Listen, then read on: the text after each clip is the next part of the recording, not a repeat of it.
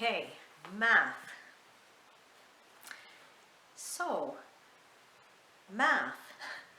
I guess my conclusion with math is how much math do our children really need to know to succeed in the world today? We've already talked about all the levels of math. You know, when you get to the upper years, algebra, advanced algebra, geometry, trigonometry, calculus, all that. How many of our children really need to use that level of math in their daily lives? Likely not too many. You know early on whether your child is a math person, a science person, an artistic person, whatever their bent is. You'll figure that out. You'll be getting that from the things that you're exposing your children to and the reactions to what they're learning. So my first two children, they completed math on schedule up to pre-calculus level, just as if they went to the public school system. But my youngest child really struggled with algebra and a lot of the advanced math and, graphing linear equations and quadratic equations. And how many of us really need to know that kind of math in our daily lives? What math do we really need to know in our daily lives? Well, from the examples I gave you a little while ago, we need to know how to handle percents. We need decimals. We need counting. We need to know how to skip count. We need to know how to estimate values. If you want to buy a new sweater and it's 25% off, regular price is $40, you want to be able to estimate. Well, okay, 75% of 40 is about 30, so I'm going to pay about $30, because you want to know if that sweater is going to fit into your budget or not. So being able to do day-to-day math, in my opinion, became a more effective picture of how I wanted my child to advance their knowledge in math, or what the desired outcome in math was for her. So we stopped doing formal math studies, traditional math studies, beyond about grade 9. And I went back and I gave her grade 7 and grade 8 math books to do throughout high school. And I also did a lot of mental arithmetic with her. I would ask her, what's 10 times 100? What's 25 times 25? What's 8 times 8? Making sure she knew her times tables and her division tables. I would give her addition problems to add up in her head. For her grade 12 final math exam, we did that in the car on our way to a BC on a trip this summer. So I sat down and I wrote out, I believe it was 141 questions in math.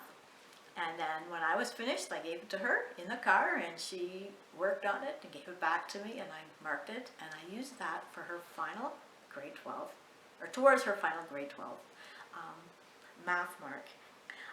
This math test was full of practical problems, math that you need to do your banking, math that you might need to buy a car, percentages like tax, 5%, 6%, 7% tax rates. How much would you pay for an item that's regularly $59.99 that's marked as 15% off, and add the tax on. So basic math, and having just a really good understanding and appreciation of how to do math in her daily life. This was also quite handy as she worked as a cashier in a grocery store. So she was counting out money and doing math all the time. So here's a resource that I used called Singapore Math, Mental Math, Level 7. There are many math programs available called Consumer Math or Money Matters for Teens. This is a good workbook, and it goes through math that young people need for life. Like it teaches you about pay statements, deductions that would be on your pay, um, how to estimate how much carpet that you need if you want to re-carpet or re-floor a bedroom, how to handle your bank accounts, how to set up bank accounts, interest rates that you get paid on bank accounts, interest that you might get paid on a GIC, all kinds of practical applications of math. Here's one: how to pay for post-secondary, how to negotiate a loan, how to spend money. I mean, that's really important stuff to know for life, not solving quadratic equations. So we only have so much time to spend with our children, so we need to decide what are the most important things for them to know in order to succeed as an adult. So it was a big decision for math, but she's at university now. She's actually studying business and minoring in music. So she's doing just fine with the math skills that she's taught and knows well. Here's just some other math books that we used. Yeah. I'm going to move on to my next topic, and this is my favorite topic. And this is actually the major way that we home educated our children. That is by reading books. Not just any old books, but reading great books. How do we find great books? Well, word of mouth helps. Talk to friends, family members, go to the library, talk to the librarians there. We had one of the best series that we read, or maybe not quite a series. It was called Freddie the Pig, or there were numerous books written about Freddie the Pig. I believe they were written in the 1940s and 1950s. They're chapter books, but there are some pictures in them. They are fantastic stories for your kids to listen to from age 4, 5, up to 10, 11, 12, and 13. Great read-aloud adventures. Freddie is a pig, but he's a pig that can talk, and he wears clothes. And he has so many adventures. He went on a trip to Florida at one time, and he worked in a bank another time. Freddie is a great example of personalization, and I believe, or personification. Personification is the right word. A literary device where a non-human entity, a pig in this case, is given person-like characteristics. Fabulous adventures, lots of fun. We learn a lot about culture, social studies, farm life, many things when we're reading that book. As well, having a good cuddle on the couch together and just, while our kids are reading, they can color, they can build with Legos, they can knit, they can lay on the floor, many things that they can do while they're listening. A couple of books that I've purchased that help guide me to good books are Books Children Love, and this lists many books by age, chapter books and picture books. It gives you a background on the author, and that's important because when you know somebody's background, you can understand the influence that they may or may not be putting into their writing, their materials. What's their political agenda, or do they have one? Or what are their values? What is their religion? Very important. So this has been very helpful. It's maybe an older book, but I find most literature that we've read is being a little bit older. More of the modern day literature, there's a lot of, somebody's always trying to push an agenda or an idea or a negative influence. A lot of teen books are of the occult influence, and that's not an area that we direct our children. So a great deal of books written today, I wouldn't have in our house, or allow my children to read. Another good book, Honey for a Child's Heart by Gladys Hunt, very similar to the other book. This is written by a Christian woman, so all the books that she suggests reading are values appropriate. Don't need to worry about darkness or negative values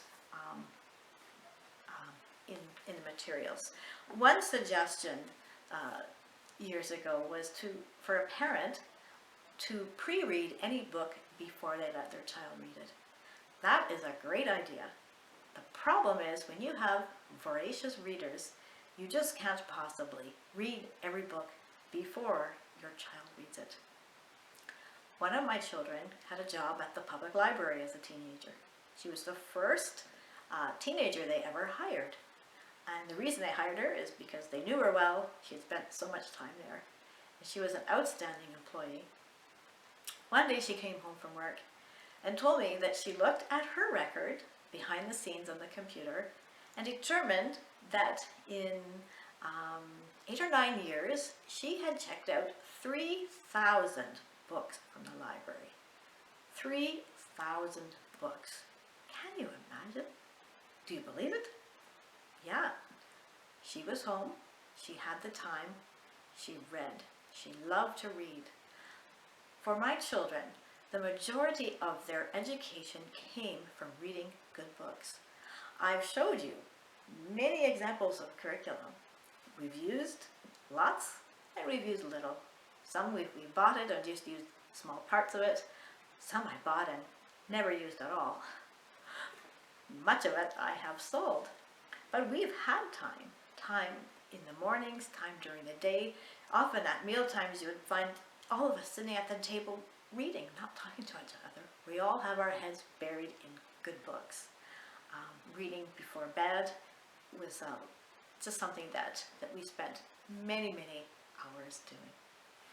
So anyways, 2 great references to help you find great books. So remember, you don't just want good books for your children to read, you want great books for them. I'm going to show you some of them today and how we use them. I could just spend hours showing you my books. I've kept them. I have plastic totes full of books. And again, they're part of our library, and we will just have them forever. They're resources that we can use in candlelight. We don't need power. We just need some daylight or some candlelight, and we can put a cozy chair up to the window where we all climbed onto the bed, the big mom and dad's big bed, and read together. One of my favorite speakers, homeschool speakers, I mentioned earlier, Andrew Pudewa, who did the Institute for Excellence in Writing program, he says that reading aloud to your children is the single best activity that you can do with them for promoting their character and their education. I really had to think about that for a minute, but the more I thought of that statement, the more I appreciated it. Reading to your children, first of all, it expands their vocabulary. You want to read books that are maybe above and beyond their, quote, grade or age level, because that's what's going to stretch them. When they hear rich language, they imitate rich language, and they remember that language. Reading to your children is just a time of love, loving them and them loving you, a time of cuddling up together, growing together. One of the biggest benefits that Mr. Pudewa states about reading together is it increases your children's attention span. Now that is huge today in a world of electronics and in a world where more and more children are being told they have this attention deficit thing. But really, I try not to believe in labels, and listening to good books, children have to sit or be quiet and be still and focus. That is a huge skill to work with in our young people today. The ability to listen, to learn, listen to the other side of an argument, listen to a story. After we did reading, we didn't just read the story and leave it at that. We talked about it. What was happening? We would read a chapter in a chapter book. Finish. Next day we read chapter 2. Well, before we read chapter 2, I would ask the children, what did we read about yesterday in chapter 1? And they would have to recite it back to me in as much detail and depth as they could. We would analyze. We would talk about good words and not so good words, and not good sentences and maybe not so good sentences. When we finished the book, we would talk about the ending. Did we like the ending? Did we appreciate the ending? And sometimes for writing assignment, I would ask them to continue on the story or rewrite the ending in a way that you feel would be more effective or more appealing. We did literary analysis, which was something that I did not like doing at all in high school. But at home, I found literary analysis to be what helped me dig into writing and really understand what was going on and really see what was going on, really see the point of what was going on in a book. Understanding who wrote the book and how their background influences their writing. Understanding the setting. All books are set someplace. So that's a great way to study. Social studies is just by reading books. So we really didn't study a lot on social studies on its own because we read so many books that were set in various parts of the world, that we learned about the world from books. We also can learn science from books. So many things we can learn from reading fiction. And I'll get to that as we go through some of the books in my pile.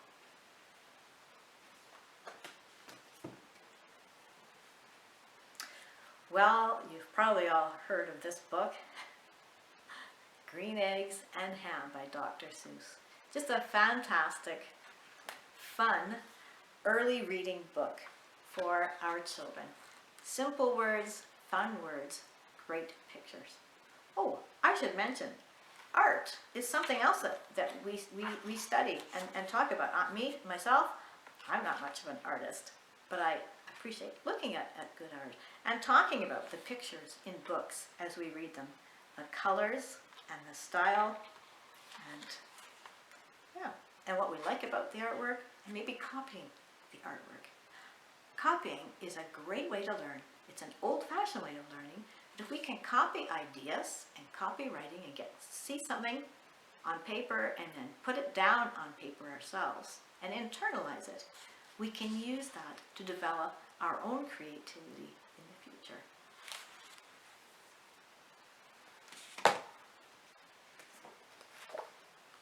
Elliot Bakes a Cake, a really fun picture book.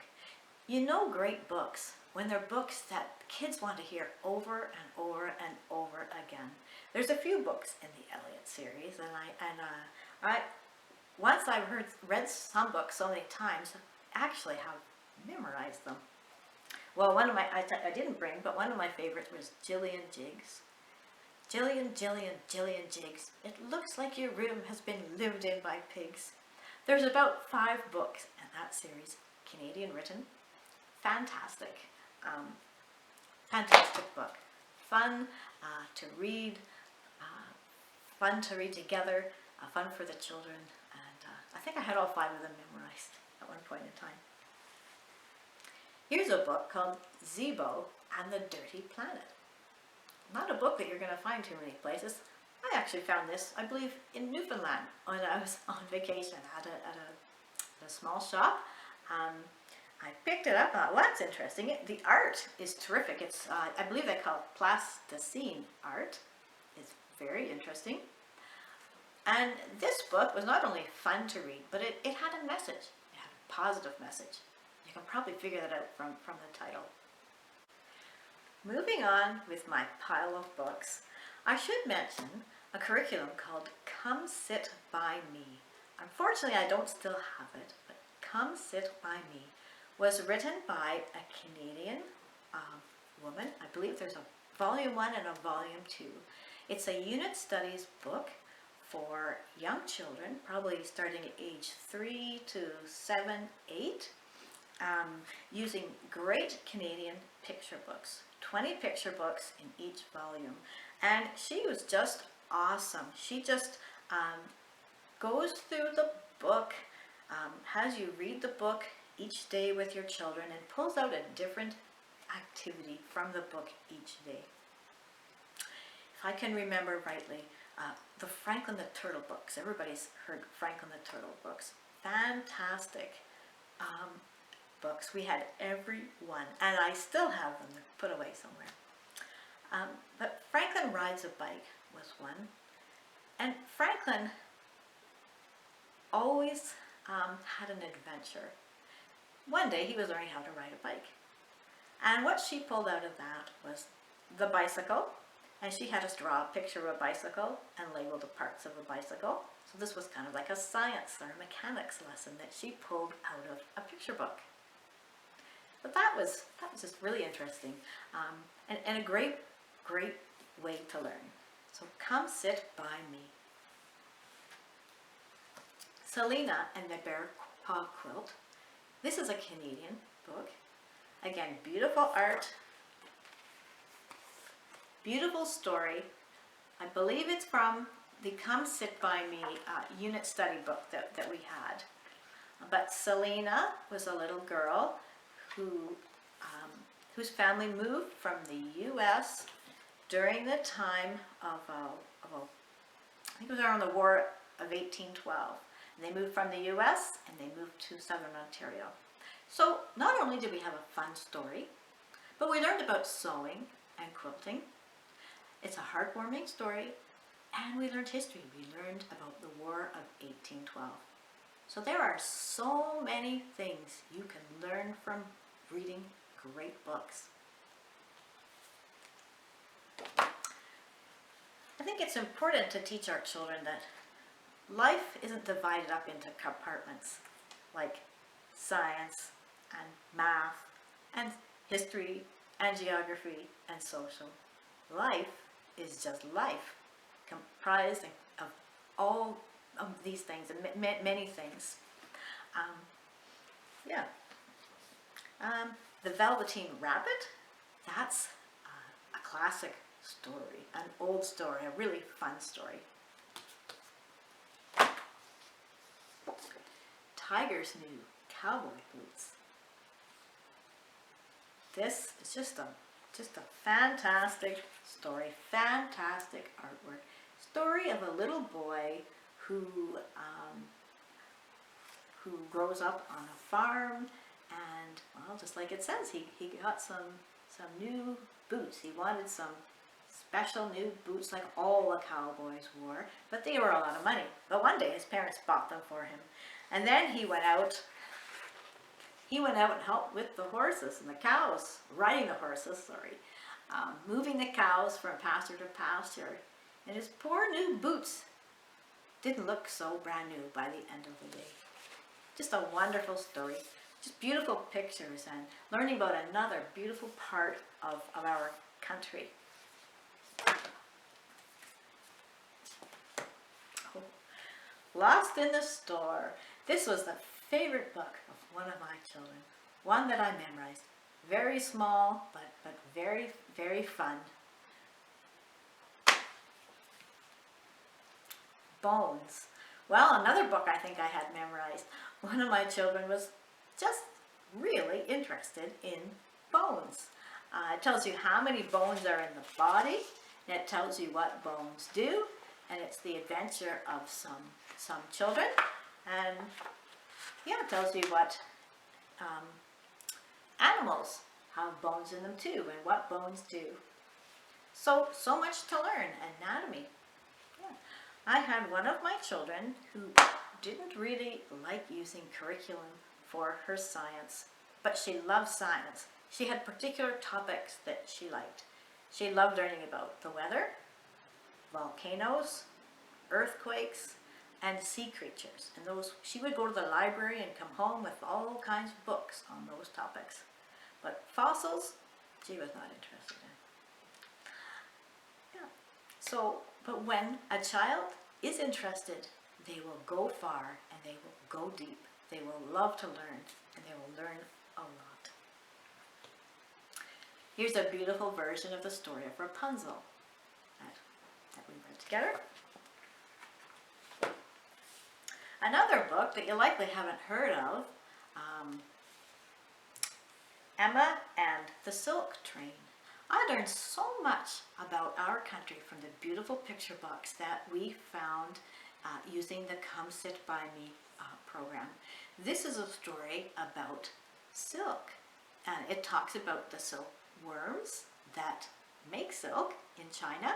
So we had a bit of a science lesson, we had a history lesson, and a geography lesson, and just a reading lesson, and a fun time reading this book, because silk came across the ocean on ships, and then it was put onto trains, and it was rushed across the country to get to central Canada, eastern Canada, to stores. And what happened in this book was there was a train derailment, and a train car overturned, and some silk went in the river. And this was an adventure about this red piece of silk that got left behind. And yeah, I don't want to ruin the story on you, but fantastic Canadian book, great art, just, yeah.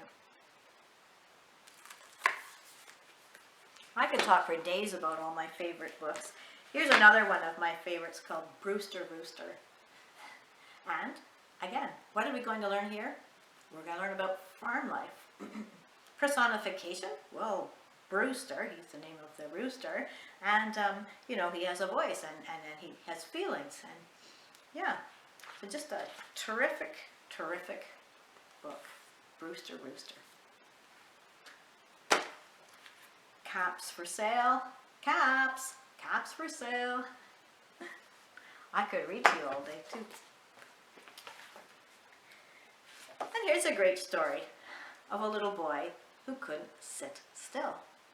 And it talks about things that his mom had him do where he didn't have to sit still. And he was very happy doing things where he didn't have to sit still all day long.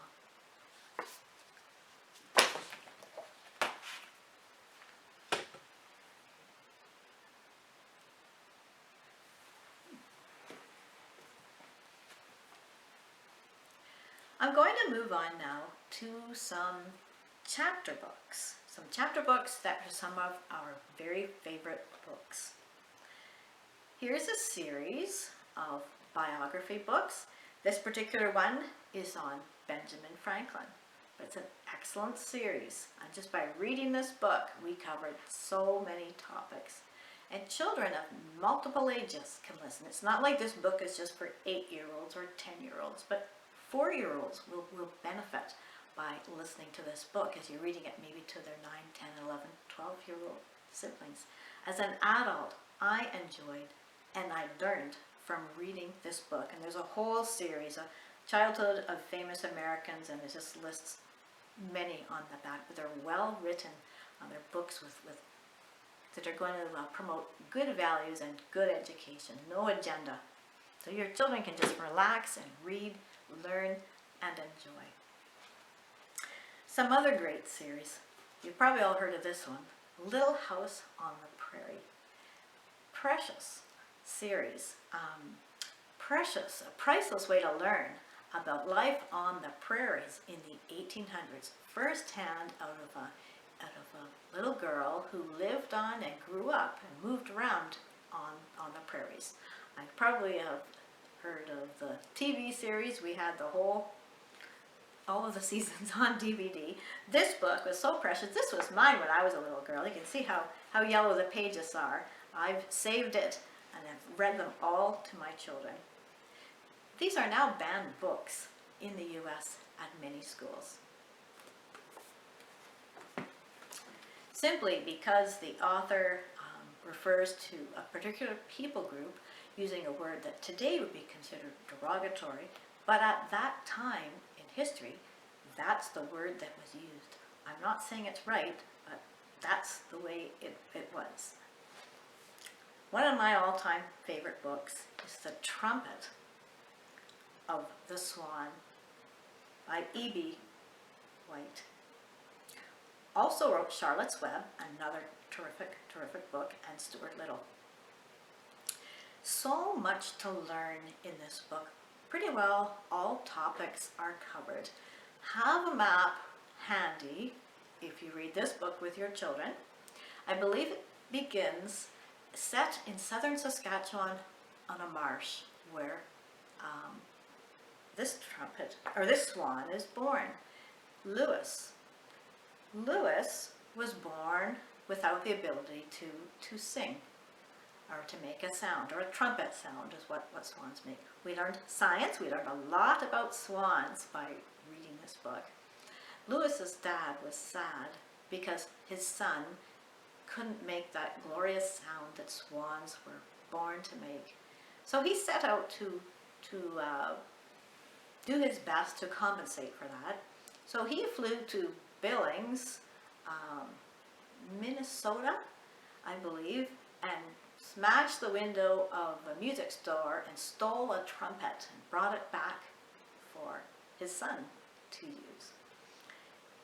His son felt bad that his dad stole a trumpet. So the whole rest of the book is about Lewis doing restitution for what his father did. He learned how to play that trumpet. He made money. He wanted to earn money and make money so that he could go back to that music store and pay for the trumpet that his father stole. So for the next few years, he goes to a camp somewhere in Ontario and gets paid to play the trumpet. He goes to Boston and gets paid to, also to Philadelphia. And eventually he comes back to the marsh and he makes it back to the music store and pays the debt for his father. So just an awesome, awesome character building book this is. Fun, learning about all subject areas. Highly recommend this book. I know I've already said this, but here's another all-time favorite book. And most of my favorite books are not popular books that you've seen or that you've heard of. This book is called The Phantom Toll Booth by Norton Juster, written, I believe, in the 50s. This book is just fantastic at word plays, puns, literary devices galore. It's just full of them. But it's the adventures of a young fellow named Milo. Milo thinks everything in life is boring. When a toll booth mysteriously appears in his bedroom, he drives through only because he's got nothing better to do. But on the other side, things seem different. Milo visits the island of conclusions. You get there by jumping. Learns about time from a ticking watchdog named Talk, and even embarks on a quest to rescue rhyme and reason. Somewhere along the way, Milo realizes something astonishing. Life is far from dull. In fact, it's exciting beyond his wildest dreams. Oh, I read this book a few times. Always learn more. A fantastic way to learn. Little Britches is another awesome series. It may be for ages 10 plus, all the way up to high school, adults. There's many books in the series. This book was first introduced to me in public school when I was in grade 7 or 8, and I believe our teacher did it as a read aloud at school.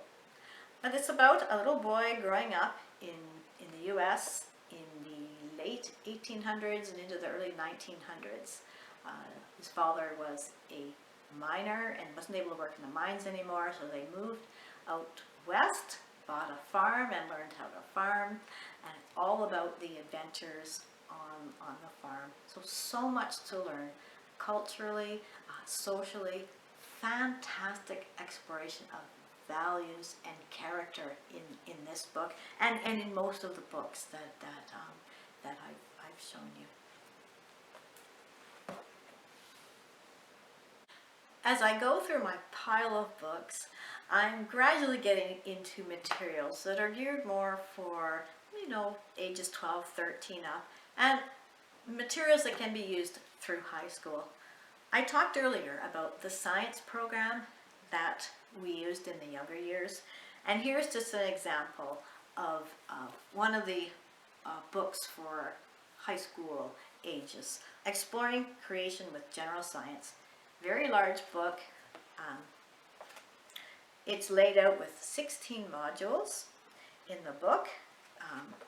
You can do every module, you can skip modules, beautiful color pictures, there's references to a website, there are science experiments in here, there's journals that you can buy that your students can write answers to the many questions. There are tests, that's all optional.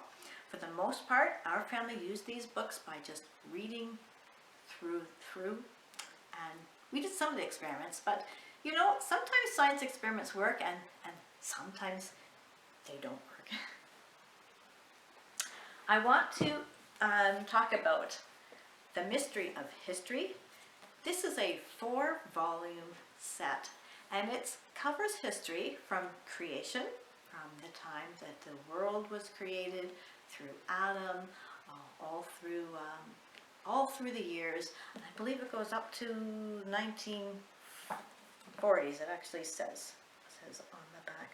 Oh, actually no, it goes up to 2014. I'm sorry, it's volume 2, volume 3, volume 4. And this is a great investment, great materials. I'm never going to part with these. These can be used with an individual student to read through. There are questions, numerous questions and assignments and quizzes, review of material that was previously done. You can plot out a historical timeline. So some homeschool families will take a wall in their hall or in a room in their house and make characters to go on their timeline. Maybe make Adam to go on and put that in year 0, and every time a different character, king or ruler, war happened, it would be dated and placed on a timeline, and they have this great big visual of history in their house. Visuals are great ways to remember things. In fact, our brains work in pictures. We have a lot of pictures going on in our brains, not words, but actual pictures of things going on in our brains. We may not even realize that. Anyways, getting back to The Mystery of History, looks like a great big volume, but there are pictures. The activities include a lot of map work and assignments. It's a great program to do either with one child or with many children. You can do it with your kindergartens and up to high school age, like pretty well a K-12 program. It's laid out so that you would give different assignments to different ages. Again, you would expect more from your 16-year-old than you would from your 6-year-old. Your 6-year-old might just have a few questions. Your teenager may be sent off to do a research paper on a portion of the historical material that was studied. But just fantastic. You know, you could use this for your whole school with your children. Just get this out and work through a couple hours a day, and then just add math, and you have a complete education system for your children. But again, it's books, books, books. High schoolers and books. Well,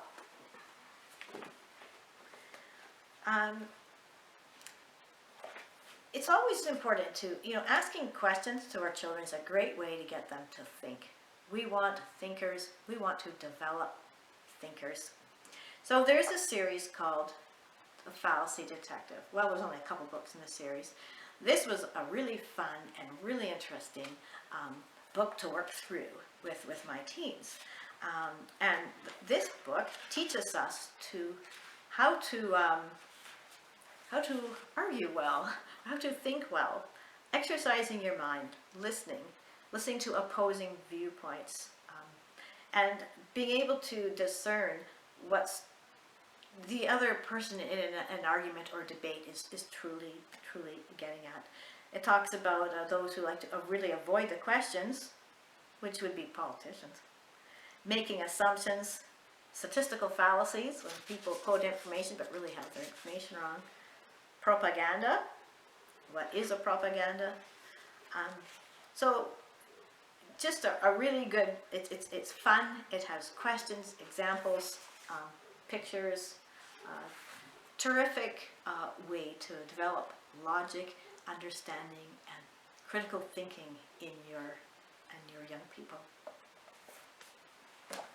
So it's not a novel, but I sort of just found it in this pile of books that I have, and I just wanted to pull out some other fantastic books that my children have had the time to read. These would be more in their teen years. George Orwell, 1984, terrific book, written back in the 50s, the perspective of what life would be like in 1984. Coupled with this book, Ray Bradbury's Fahrenheit 451, and books like the Hunger Games, gives us really something to think about, especially these days with what's going on in the world. So these were written in the past, but looking to days ahead, and many things that are going on in these books are what's going on in our world today. To Kill a Mockingbird. This was just another terrific book. The Adventures of Huckleberry Finn, along with Tom Sawyer, some of the best books I've ever written a long time ago, but absolutely fantastic reads. Values-oriented learning. The words are crafted so well that reading these great books will really help your children to become good writers one day. Oliver Twist by Charles Dickens. And I could go on and on about great books to read. I would love to spend all of my time now just reading. So much to learn from reading good books. Reading helps your children to become good writers as well. We never really sat down and studied grammar. We never really studied spelling in our homeschool, because I found when we used a spelling program, kids could do it. They could take these 15 words, memorize them, write them in a sentence, and use them in a sentence, and do your pre-test and then your final test. You know, the pretty well standard humdrum spelling program. But what I found, months or weeks later, when the student needed to write a word from a former spelling lesson, they forgot how to spell it. If they aren't using the words from their spelling program on a regular basis, they're going to forget how to spell them. So we adapted. And what I did for spelling is I would take spelling words out of whatever they were writing. If they had to write something for science, I would take some of the science words and have them spell them. And we didn't make a program out of it, but we would just be sitting at the table, the kitchen table. And if we had studied flowers and pollinization that morning, then perhaps a good spelling word would be, how do you spell pollen? And have the children spell it. How do you spell pollinization? That's a good one. How about filament, which is a part of a flower. Or petunia, we were specifically talking about how petunias. So there's several good words in a casual way. I did have a little checklist or worksheet I prepared every 2 weeks where I would jot things down that we learned, or books or spelling words I kept track of as a record, because for some provinces we have to do year-end reports, progress reports. Manitoba used to have to do a mid-year report as well. So I would just kind of go back on my log sheets to pick off particular points that I thought were relevant and could use for my reporting information. Anyways, I could talk forever on homeschooling. It's been a wonderful, wonderful experience. And I'm so thankful to have had the freedom to homeschool my children. And I just bless any and all of you who have been watching any part of these videos, which have gone on way longer than I thought.